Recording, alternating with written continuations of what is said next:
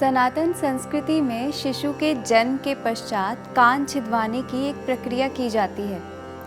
इसे कहते हैं कर्ण छेदन या कर्ण वेधन संस्कार और लगभग भारत के हर प्रांत में ये संस्कार किया जाता है।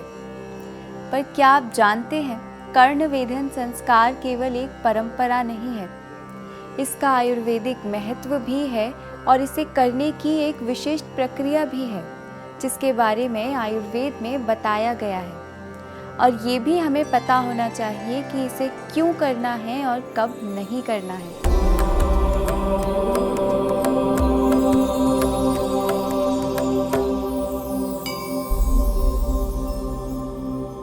कर्ण वेधन संस्कार सनातन धर्म में बताए गए 16 संस्कारों में से एक है। कर्ण का अर्थ है कान और वेधन का अर्थ है इसे छेदना।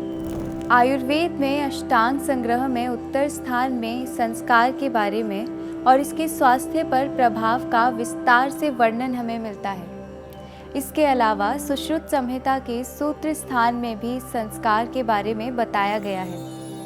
अब सबसे पहला प्रश्न ये है कि इस संस्कार का सही काल यानी टाइमिंग क्या है।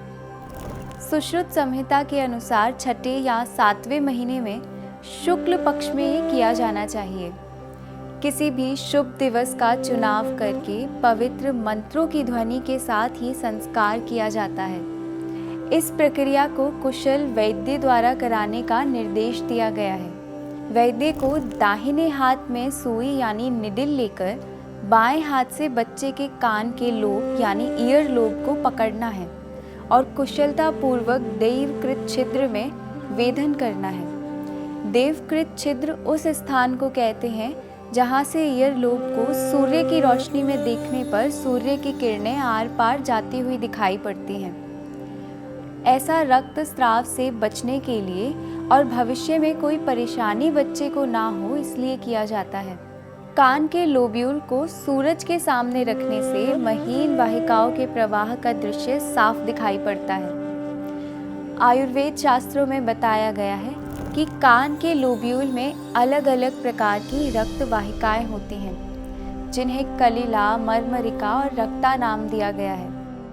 कान छिदवाते समय अनजाने में ये वाहिकाएं अगर फट जाती हैं या इन्हें कोई क्षति होती है तो सूजन, गंभीर दर्द, बुखार, जलन, गर्दन में अकड़न और यहाँ तक कि कभी कभी ऐंठन और संकुचन जैसे बहुत से दुष्प्रभाव हो सकते हैं। इसलिए कान छिदवाने के लिए स्थान का चयन करते समय बहुत सावधान रहने की ज़रूरत है। यदि कान को सही जगह पर छेदा जाता है तो रक्तस्राव नहीं होता, दर्द या सूजन जैसी कोई समस्या भी नहीं होती। जिस सुई का प्रयोग किया जाता है वो पतली होनी चाहिए और बच्चे को किसी भी तरह की कोई पीड़ा नहीं होनी चाहिए। यदि बच्चा लड़का है तो दाहिने कान में सबसे पहले वेधन करना है और लड़की होने पर सबसे पहले बाएं कान का लोब्यूल वेदना होता है। कुछ ऐसी परिस्थितियां भी हैं जब कर्ण वेधन संस्कार नहीं किया जाता। पहला, जब बच्चा अपच से पीड़ित हो या जब बच्चे के शरीर में अधिक मात्रा में मल जमा हो यानी कॉन्स्टिपेशन रहता हो या जब बाहर का मौसम बहुत गर्म हो। कर्ण वेधन संस्कार क्यों करना है इसके बारे में भी आयुर्वेद में बताया गया है। सुश्रुत संहिता में लिखा गया है, रक्षा आभूषण निमित्तम बालस्य कर्णो विद्यते, यानी आभूषण पहनने के लिए कान छिदवाए जाते हैं। कान छिदवाने पर उत्पन्न कान का छेद स्वस्थ अवस्था में होने पर उसमें आभूषण पहनने की सलाह दी जाती है। पर पहले से ही अगर कर्ण वेधन ठीक से नहीं हुआ और ऐसी समस्या बहुत लोगों के साथ होती भी है तो ऐसे में अगर दर्द या सूजन हो, रक्तस्राव रहता है तो सबसे पहले किसी भी प्रकार का आभूषण धारण नहीं करना है और उस पर औषधियों का लेप लगाना है घाव को तेज़ी से भरने के लिए। औषधि को घी या फिर शहद में मिलाकर लगा सकते हैं। इसके लिए उपयोग में लाए जाने वाली औषधियों में यव यानी जौ, एरंड की जड़ें, यष्टि यानी मुलेठी और मंजिष्ठा है। इनके मिश्रण को घी या मधु के साथ में घाव पर बार बार लगाना चाहिए। कर्ण वेधन को ऑरिक्यूलर एक्युपंक्चर से भी जोड़ा जाता है। ऑरिक्यूलर एक्यूपंक्चर एक सामान्य रूप से प्रचलित तकनीक है जिसमें कान पर विशिष्ट बिंदुओं पर प्रेशर डालने से स्वास्थ्य पर हितकर प्रभाव पड़ते हैं, ऐसा माना जाता है। बुद्धि को बढ़ाने या मासिक धर्म चक्र को नियमित करने या विभिन्न प्रकार की बीमारियों को रोकने के उद्देश्य से ऐसा किया जाता है।